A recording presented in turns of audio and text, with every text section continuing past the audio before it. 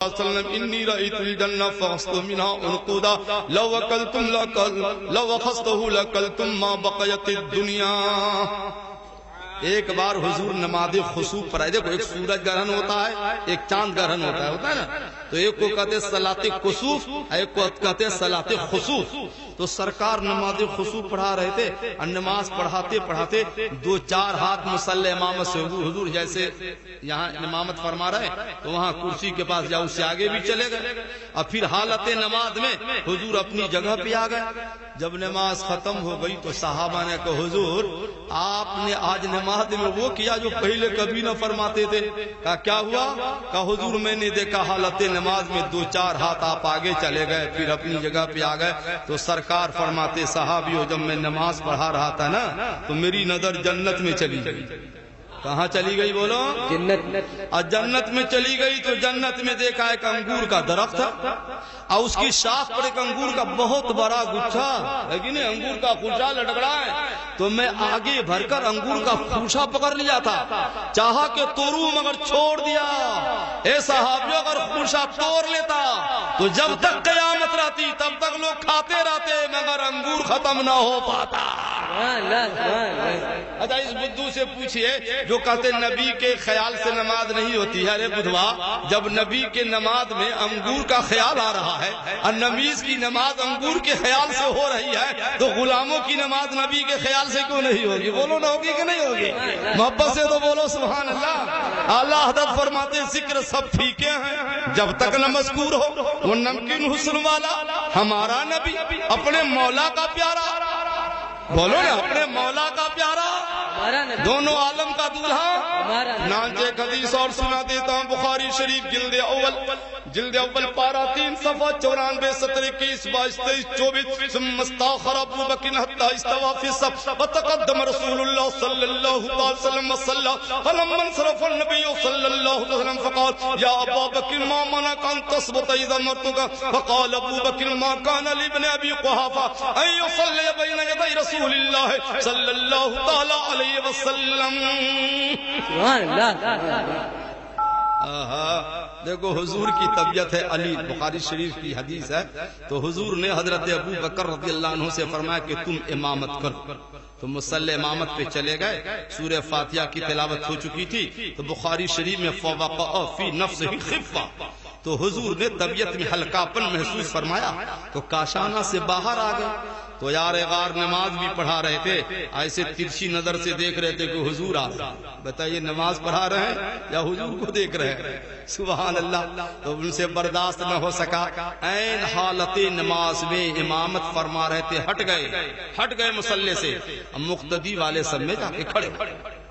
تو حضور نے یہ نہ فرمایا نماز باطل ہو گئی، کیا کر دیا؟ پھر سے تکبیر پڑھو نہیں۔ بخاری شریف میں تقدم رسول اللہ، سرکار آگے بڑھے، وصلی، اور وہیں سے نماز پڑھانا شروع فرما دیا جہاں سے حضرت ابو بکر نے چھوڑ دی۔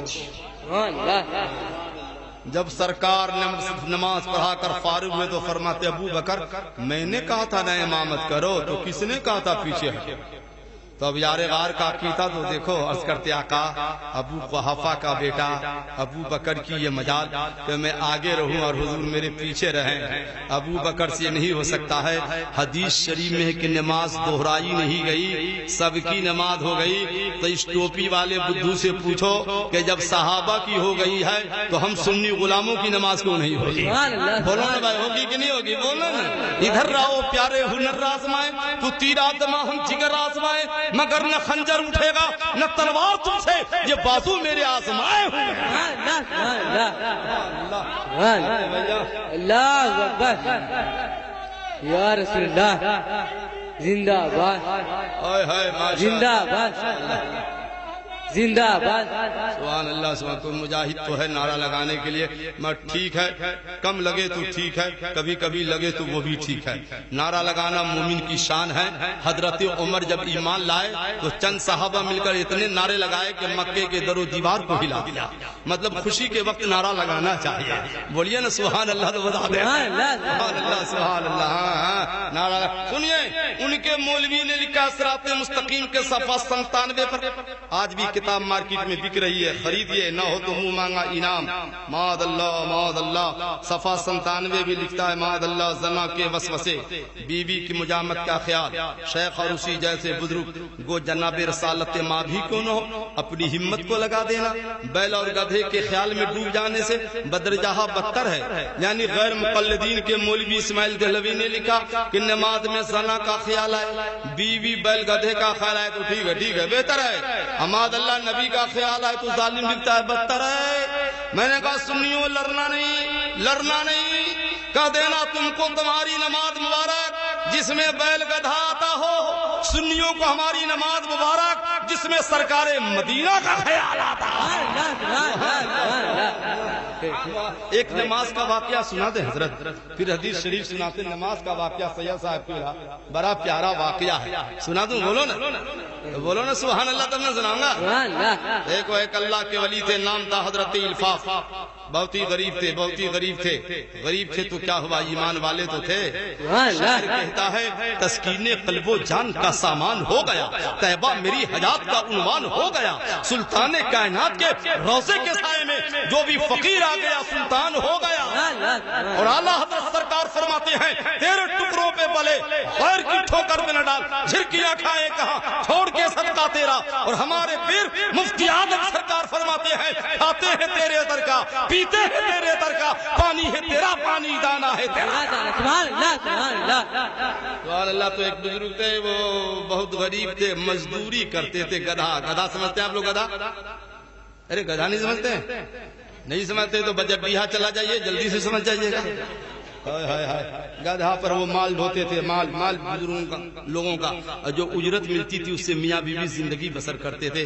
ایک روز گدھا غائب ہو گیا، جمعہ کا دن تھا، مسجد میں اذان ہو گئی اور چکی میں گیہوں رکھ کے آئے تھے کہ آٹا بنے تو لاؤں گا، بیوی روٹی بنائیں گی تو دونوں مل کے کھائیں گے۔ مر اذان کی آواز گونجی، حی علی الصلاۃ۔ اب اس ولی نے سوچا یا اللہ اذان ہو گئی، گدھا کی تلاش میں جاتا ہوں تو نماز گئی، اور نماز پڑھنے جاتا ہوں تو گدھا گیا۔ پھر سوچا گدھا جاتا ہے تو جانے دو مگر نماز کو نہیں جانے دوں گا۔ سبحان اللہ۔ آج جمعہ کا دن ہو، مسجد میں اذان ہو، تب سنی کیا کرتا ہے؟ قرآن شریف میں کیا ہے؟ اذا نودی للصلاۃ من یوم الجمعہ فصغوا الی ذکر اللہ۔ اللہ کا حکم ہے کہ اذان ہو تو مسجد میں جاؤ، جمعے کی اذان ہو تو کہاں جاؤ؟ اور ہمارا سنی بھائی کیا کہتا ہے؟ ابھی خطبے کی اذان نہیں ہوئی ہے جب تک دو گاہک پٹا لیتے ہیں۔ معاذ اللہ، یہی سنیت، اسی کا نام سنیت ہے۔ اذان ہو گئی، آپ گاہک پٹانے میں لگے ہوئے ہو، مسجد میں چلے جاؤ، دو گاہک کی فکر کیوں کرتے ہو؟ نماز کے صدقے میں اللہ 10 گاہک عطا فرما دے گا۔ سوچ رہے ہو؟ سبحان اللہ سبحان اللہ۔ تو حضرت الفاق جہاں اذان ہو جاتی وہی گدھا باندھ دیتے، پہلے نماز پڑھتے۔ جمعہ کا دن تھا، گدھا جاتا ہے تو جانے دو، نماز نہیں جانے دوں گا۔ گئے مسجد میں، نماز جمعہ ادا کی، اور نماز جمعہ کے بعد گھر گئے تو دیکھا یا اللہ گدھا تو گھر میں استقبل میں بدھا ہوا ہے۔ اب بیوی تو آدھا گھونٹ کے روٹیاں پکا رہی ہیں۔ اب بیوی معاملہ کیا؟ بیوی نے کہا ہم کو بھی کچھ پتا نہیں ہے۔ دروازے پر کسی نے آواز دی، بیوی صاحبہ دروازہ کھولو۔ میں نے دروازہ کھولی تو دیکھا کوئی نہیں ہے، البتہ ایک شیر ہے جو آپ کا گدھا ہکایا ہے۔ جو خدا کا ہو جاتا ہے ساری خدائی اسی کی ہو جاتی ہے۔ سبحان اللہ۔ گدھا اندر آ گیا، شیر واپس چلا گیا۔ کہا بیوی آٹا کیسے آ گیا؟ خود بخود